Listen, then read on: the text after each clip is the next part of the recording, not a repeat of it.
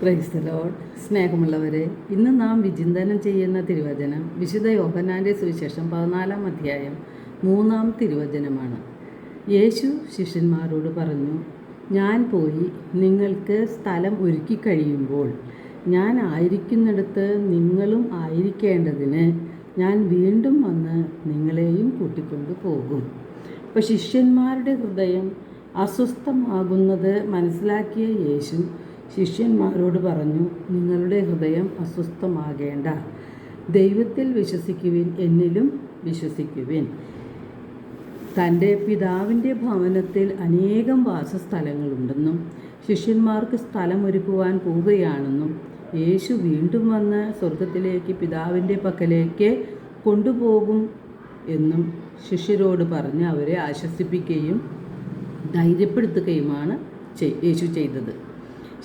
യേശുവിൻ്റെ രണ്ടാമത്തെ ആഗമനം പ്രതീക്ഷിച്ച് ജീവിക്കുന്ന നമ്മുടെ ജീവിതത്തെ നാം ആത്മശോധന ചെയ്യേണ്ടതാണ്. സ്വർഗത്തിലെത്തി യേശുവിനോടൊത്ത് വസിക്കുവാനുള്ള യോഗ്യത നമ്മുടെ ഈ ലോക ജീവിതത്തിൽ വെച്ച് നാം നേടിയെടുത്തിട്ടുണ്ടോ? സ്വർഗത്തെക്കുറിച്ചുള്ള അല്ലെങ്കിൽ നിത്യതയെക്കുറിച്ചുള്ള ഒരു ചിന്തയിലാണോ നാം ഇന്ന് ജീവിച്ചു പോകുന്നത്? ഇപ്പോൾ നമ്മുടെ ജീവിതത്തെ ആത്മശോധന ചെയ്ത് തെറ്റുകൾ തിരുത്തേണ്ട സമയമാണിത്. ഈ ലോകത്തിൻ്റെ പ്രലോഭനങ്ങളിലും വശീകരണ ശക്തിയിലും വീഴാതെ സ്വർഗത്തെ ലക്ഷ്യം വെച്ചുകൊണ്ട് ജീവിക്കണമെങ്കിൽ നാം നമ്മോട് തന്നെ ബലം നടത്തേണ്ടി വരും. വിശുദ്ധ മത്തായിയുടെ സുവിശേഷം 11-ാം അധ്യായം 12-ാം തിരുവചനത്തിൽ സ്നാപക യോഹന്നാൻ്റെ നാൾ മുതൽ ഇന്നുവരെ സ്വർഗരാജ്യം ബലപ്രയോഗത്തിന് വിഷയമായിരിക്കുന്നു എന്ന് തിരുവചനം പറയുന്നുണ്ട്. നാം പലപ്പോഴും ഈ ലോക സുഖങ്ങളിലേക്കും സൗകര്യങ്ങളിലേക്കും ആർഭാട ജീവിതത്തിലേക്കും സമ്പത്തിലേക്കും ആകർഷിക്കപ്പെടുന്നവരാണ്.